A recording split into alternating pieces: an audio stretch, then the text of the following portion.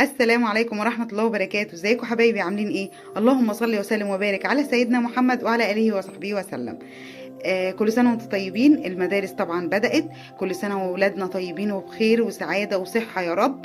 وربنا يجعلها سنة سعيدة على ولادنا كلهم وعلينا كلنا يا رب. تعالوا بقى، ولادي دلوقتي في المدرسة. قلت بقى عبال ما يجوا اعمل لهم أكلة حلوة او غديوة حلوة او غدا حلو، اي حاجة اللي تحبوه. طعم كده ولذيذ. ما بيكلفش كتير، حاجة بسيطة وسهلة. بربع كيلو لحمة بس هنعمل أحلى صينية بطاطس بطريقة جديدة جامدة جدا. يلا بينا بسرعة نشوف المقادير. مقاديرنا بقى في الأكلة دي كلها ايه؟ ربع كيلو لحمة. ربع كيلو لحمة يا لوزة؟ ربع كيلو لحمة بس هنحتاجه في الطبخة دي أو في الأكلة دي، وهتطلع أكلة ممتازة إن شاء الله. ربع كيلو اللحمة. جايبة قرنين فلفل حراقين وقرنين فلفل رومي. تمام. دول من 5 ل6 حبايات طماطم مقطعاهم مكعبات. ودي بصلتين دول او 3 صغيرين او 2 كبار، بشرهم بميتهم بحالهم بكل حاجة. تمام كده. ودي بطاطس مقطعاها دواير او حلقات، ولا رفيعة ولا تخينة. تمام. يعني بصي يعني كده الحجم ده. تمام كده. ودي نص كوباية برغل غسلته وصفيته بس ما نقعتوش. تمام كده. ودي البهارات بتاعتنا: معلقه كبيره بصل بودر، معلقه كبيره توم بودر، معلقه كبيره فلفل اسود، مرقه دجاج حسب الاحتياج، لو مش حابينها بلاش، معلقه كبيره بهارات اللحمه، وحبه زعتر على حبه ريحان مطحونين. تمام كده.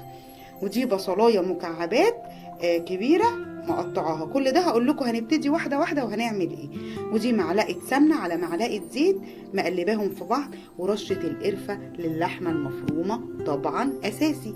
يلا بينا نبتدي باللحمه المفرومه الاول وهقول لكم هنعمل ايه. اول حاجه هنبتدي بيها اللحمه. هنعملها ازاي؟ انا جبت بوله اهو هعمل فيها، وجبت اول حاجه عندي التوابل هحطها كده. ليه؟ هقلبها. معلش انا بصور وبعمل معاكم عشان طبعا الولاد في المدرسة. هقلب كل ده مع بعضه. قلبت التوابل بتاعتي او البهارات بتاعتي كلها اهي. تمام. هعمل ايه بقى؟ هجيب ربع كيلو اللحمة هحطه، وهجيب عليه نص كوباية البرغل،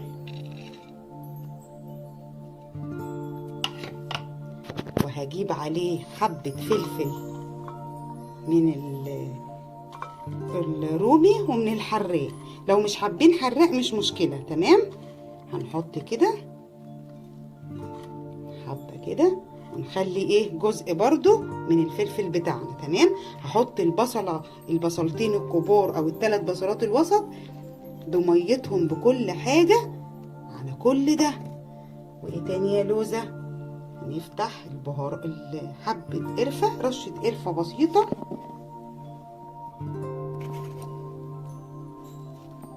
ليه؟ لأن اللحمة المفرومة بتحب القرفة. رشة صغيرة خالص عملناها اهو. تمام. حبة ملح بساط جدا لأن أنا حاطة مكعب مرقة دجاج. تمام كده. طبعا الولاد كانوا بينفعوني صراحة في التصوير، بس المدرسة أهم. حبة ملح صغيرين جدا. تمام. المفروض بقى لو في بقى ربطة خضرة بقدونس كان هيبقى تمام جدا جدا، بس أنا للأسف ما عنديش. بس إيه، الجيش قالك اتصرف، مش هنوقف نفسنا ولا أي حاجة. وهحط بقى من التوابل بتاعتي دي قد معلقتين 3 كده عليهم، وهسيب الباقي هقول لكم هنعمل بيه ايه. وهدعك ده كله في بعضه في بعضه في بعضه، وادعك وادعك وادعك، وهقول لكم هنوصل للنتيجة ازاي. بصوا بقى، دعكتها جامد جدا جدا لغاية ما فتلت وبقت فيها الفتل ديت كده. بقت تمام جدا جدا جدا. بصي، ولا كبه ولا اي حاجه، على ايدك وافضلي دعكي ولفي فيها كده لغايه ما تبقى بالمنظر ده. هجيب بقى طبق احط فيه الايه الكفته او اللحمه بتاعتنا ديت، هي مش كفته تمام، بس يعني ايه، اللحمه بتاعتنا دي هنشيلها في الطبق، وهنخلي البوله دي هقول لكم هنعمل فيها ايه. كده حطيت اللحمه بتاعتي في طبق، هركنها على جنب او هحطها في التلاجة لغايه ما نكمل بقيه المقادير. في نفس البوله اللي احنا عملنا فيها اللحمه هجيب ايه بقى، هنجيب البطاطس بتاعتنا. الاول هنجيب الطماطم تمام، هنحطها مكعبات مع الفلفل، بقيه الفلفل والبصلايه المكعبات، الملح والتوابل الباقيه. احنا هنا مفيش ملح، هنحط ملح دلوقتي تمام، نحط بس كده عشان تشوفوها.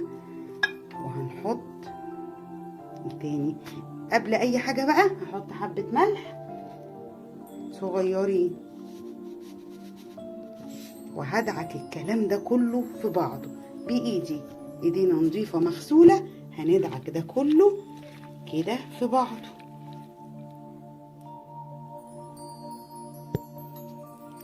كده دعكت الطماطم مع البصله مع الفلفل مع البهارات بتاعتنا حلوه قوي كده. هروح عامله ايه بقى، هحط البطاطس كلها عليها بالشكل ده تمام. في بطاطسايه ايه مش لذيذه فهنشيلها، وهروح حاطه معلقه السمنه على معلقه الزيت واقلب ده كله مع بعضه، وهجيب صينيه ارص فيها الكلام دوت. كده دعكت كله في بعضه بالسمنه بالزيت بالتوابل والبصل والطماطم والبطاطس، بقت زي الفل تمام. هجيب الصينيه بتاعتي بقى اللي هدخلها الفرن واحطها ايه، وارص البطاطس دي كده وهوريها لكم على طول. كده رصيت الصينيه بتاعتي اللي هدخلها الفرن البطاطس بالمنظر ده، طماطم والبصل وكله داخل في بعض.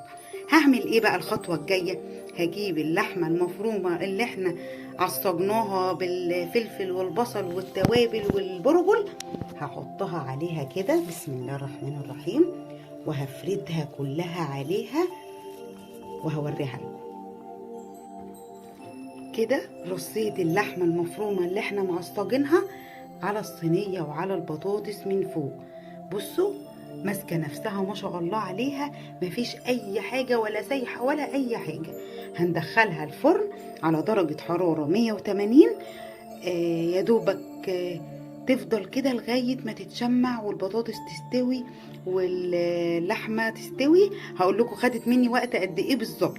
هنعمل جنبها شويه رز بالشعريه، حبه سلطه، حبه لسان عصفور، واكله جامده بالف هنا وشفا. يلا بينا اول ما تستوي هوريها لكم على طول. وكده الاكله بتاعتنا جهزت. بصوا بقى عايزه اوريكم طعمها تحفه، ريحتها كانت قلب الدنيا.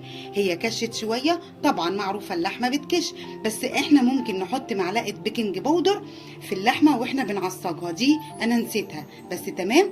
وحبه خضره برضو زي ما قلت لكم. بصوا بقى حطيت عليها قرن فلفل، شرايح طماطم كده للتزيين، عملت حبه رز بالشعريه، حبه لسان عصفور، حبه سلطه، اكله حلوه غدوه جميله مش مكلفه. بسم الله الرحمن الرحيم. انا عايزه اوريها لكم، بصوا بصوا بتتقطع ازاي وجميله. بصوا قطعه اللحمه طالعه بحالها تحفه جميله جدا، مع شويه الرز بالشعريه مع حبه البطاطس الجامدين دول. الله الله الله عليكي يا لوزه، اكله جميله مش مكلفه نهائي، حلوه قوي طعمها جميل جدا. عايزاكم تجربوا الطريقه دي هتعجبكم، وربنا يديمها علينا نعمه. ما تنسونيش في اللايك والاشتراك وتفعيل الجرس عشان يوصل لكم كل جديد. والسلام عليكم ورحمه الله وبركاته.